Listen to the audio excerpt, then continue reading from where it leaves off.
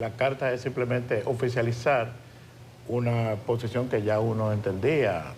O sea, a esta altura creo que ya muy poca gente podía pensar que había alguna posibilidad de que Danilo Medina no intentara mantenerse en el cargo. La salida de Amarante Baret y de un grupo es una posición, digamos que muy a tomar en cuenta y con muchos argumentos, pero yo diría que eso lo fortaleció más.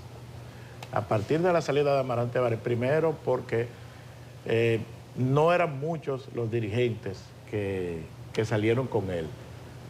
Segundo, porque se puede ver, aunque no sea así, como una especie de desafío y obliga, eso es una narrativa, como dicen ahora, un argumento que pudiera tener cualquiera desde el punto de vista de Danilo, que obliga a Danilo a lanzarse al ruedo aunque no quiera, porque hay un sector, aunque sea minoritario, que lo está desafiando.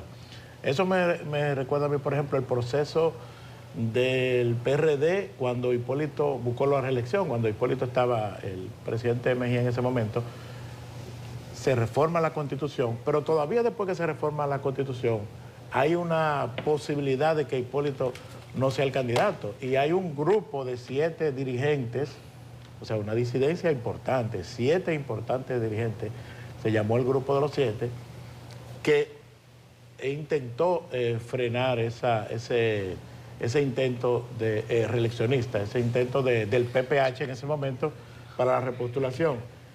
Y cuando Hipólito finalmente decide, o ya se sabe que va por la candidatura, uno de los argumentos que se esbozó fue ese, que había un grupo que lo estaba desafiando, que incluso finalmente ya quedó como el desafío de Atuey, porque los demás dirigentes de ese grupo de los 7 fueron uno por uno sumándose y dando su apoyo a Hipólito Mejía. Estoy estableciendo estos casos que no es que son los mismos, son distintos, pero cómo se puede utilizar una disidencia como un pretexto, como un argumento para finalmente lanzarse cuando desde el principio se sabía que esa era la decisión.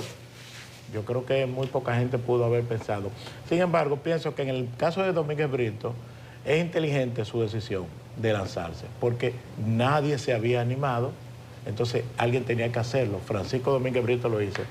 Si se hubiera dado el caso de que Danilo Medina, por alguna razón, porque se arrepintiera, por algún tema de salud, no decidiera seguir en la presidencia del PLD, ya Francisco Domínguez iba a ser el candidato a unanimidad, porque fue el único que se atrevió a lanzarse. O sea, fue, yo diría que inteligente su salida. Además, lo coloca, como tú dijiste al final de tu comentario, Yanesi, como un posible secretario general.